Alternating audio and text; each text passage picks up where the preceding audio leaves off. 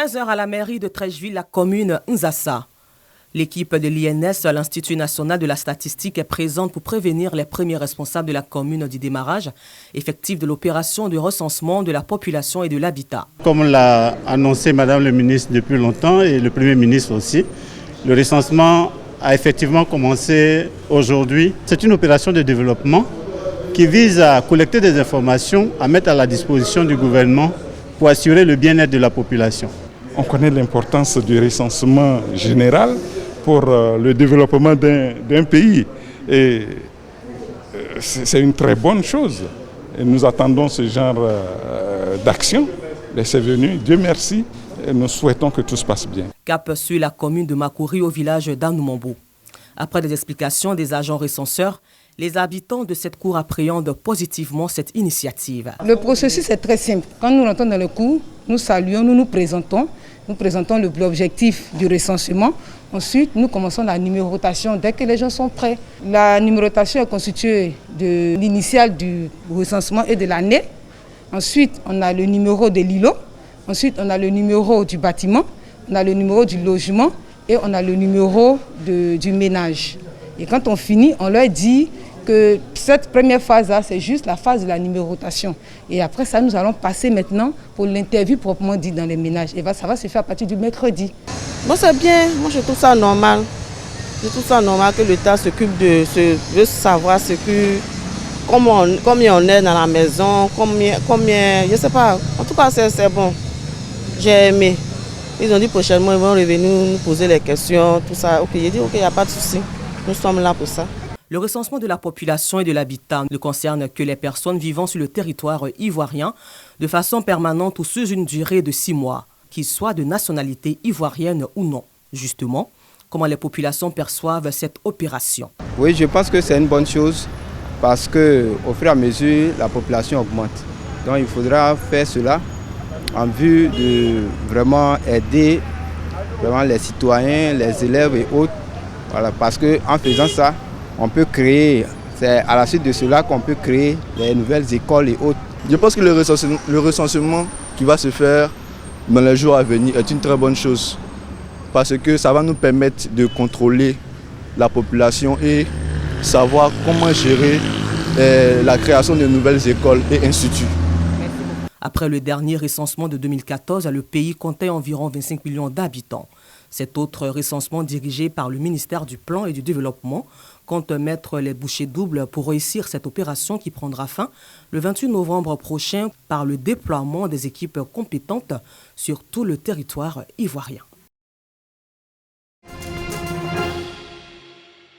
Les sciences et la technologie propulsent le développement des peuples et des nations. C'est dans cette optique que l'ambassade des États-Unis en Côte d'Ivoire a initié les CONSTEAM qui visent à promouvoir les sciences, la technologie, l'ingénierie et les mathématiques chez les jeunes filles. Un constat est fait. Les jeunes filles douées dans les matières scientifiques finissent par s'orienter dans des filières à court cycle qui débouchent sur des emplois immédiats, une situation contre laquelle s'insurge le CONSTEAM. Le constat est que les jeunes filles, quand elles sont encore au lycée, sont très percutantes dans les matières scientifiques, mais après, au supérieur, elles perdent ce potentiel. Et l'objectif voulu, c'est qu'elles puissent demeurer durablement dans ces filières scientifiques pour justement assurer la relève plus tard. Depuis 6 ans, l'ambassade des États-Unis en Côte d'Ivoire initie et finance ce projet. Des jeunes filles ayant des bilans scientifiques supérieurs à 16 ont été recrutées sur toute l'étendue du territoire et formées au travers des activités de montage et de programmation robotique, de chimie, ingénierie et de mathématiques pour leur insuffler le goût de la science. Nous sommes très heureuses d'avoir participé au CONSTEAM. Nous avons appris ici, par exemple, l'extraction d'ADN que nous ne savons pas faire. Je suis vraiment contente de l'avoir apprise. C'est un acquis, c'est une compétence en plus pour moi. Aussi, on a fait cuire des aliments à partir de l'énergie solaire. C'est vrai que j'en avais entendu parler, mais je n'avais jamais fait. Au sorti de ces 4 jours de formation, Ces filles seront mises en relation avec les mentors qui ont été formés par l'ambassade des États-Unis, qui vont entrer en relation mentorale avec ces filles, pour aider ces filles à éclore, pour aider ces filles à avoir la meilleure version d'elles-mêmes. Parce que certainement, elles étaient cachées quelque part, timides, alors qu'elles ont en elles des qualités qui vont être vues par tout le monde. Organisée par l'ambassade des États-Unis, cette 6e édition du CONSTEAM 2021 s'est tenue en collaboration avec l'ONG Femmes de Salem International et le réseau des mentors Ascenseurs.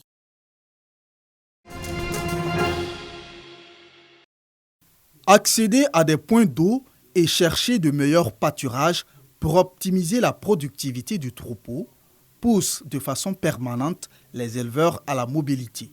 La mobilité représente également une part essentielle de la stratégie commerciale pour certains éleveurs. Quand cette mobilité n'est pas assurée, avec un couloir de passage, l'activité pastorale devient une source de conflit avec les populations sédentaires. Pour concilier les deux parties, l'ONG française Acting for Life a initié dans 8 pays de l'Afrique de l'Ouest un projet régional de dialogue et d'investissement pour le pastoralisme et la transhumance au Sahel et dans les pays côtiers en Afrique de l'Ouest, en abrégé PREDIP. Après 3 ans de mise en œuvre, les parties prenantes se retrouvent à Grand-Bassam pour faire le bilan des activités. Alors le projet regroupe 3 gros types d'activités, des activités de sensibilisation autour des enjeux du commerce du bétail en Afrique de l'Ouest, des activités de formation à la cartographie qui permet effectivement d'assurer un aménagement cohérent des territoires, de la mise en place également d'outils statistiques sur les infrastructures marchandes. Le deuxième résultat renvoie à toutes les réalisations physiques, donc principalement des points d'eau, des aires de pâture, des aires de repos, des corridors, également des infrastructures marchandes, des quais d'embarquement, alors c'est le cas typiquement du nord de la Côte d'Ivoire, mais également des marchés à bétail. Pour les membres du consortium, c'est une aubaine qui offre de meilleures perspectives aux éleveurs. Dès que nous avons commencé la mise en œuvre de ce projet-là, à travers la sécurisation des pistes par exemple, on a eu des pistes à bétail qui sont balisées aujourd'hui et donc ça réduit en tout cas de manière considérable les conflits éleveurs-agriculteurs. Nous suivons de très près la composante que gère Acting for Life parce que c'est une composante essentielle qui travaille sur les infrastructures et sur le dialogue que nous considérons comme un des chantiers importants donc, sur lesquels il faut agir pour promouvoir le pastoralisme en Afrique de l'Ouest. Ce séminaire qui va durer 2 jours permettra aux participants de fournir une analyse de la dynamique de la filière bétail sur leur territoire respectif. Le PREDIP est prévu pour une durée de 4 ans. La deuxième phase de la Bissa s'est achevée ce dimanche matin avec les Odoulais où la cérémonie de le revoir à Afanche, la divinité du pardon de la Bissa. La fête complète est le renversement des tam-tams suivi de l'aspersion des eaux préparées par la famille Mvavili.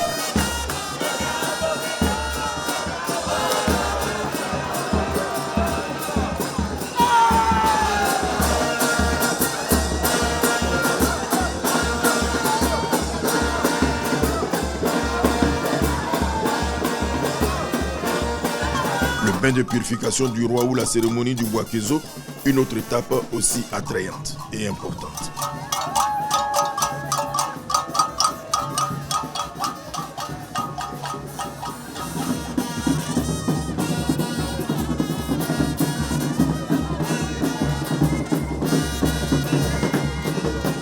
Dans l'après-midi, c'est l'entrée triomphale du roi et de la reine-mère à la place de la Bissa au son de la fanfare.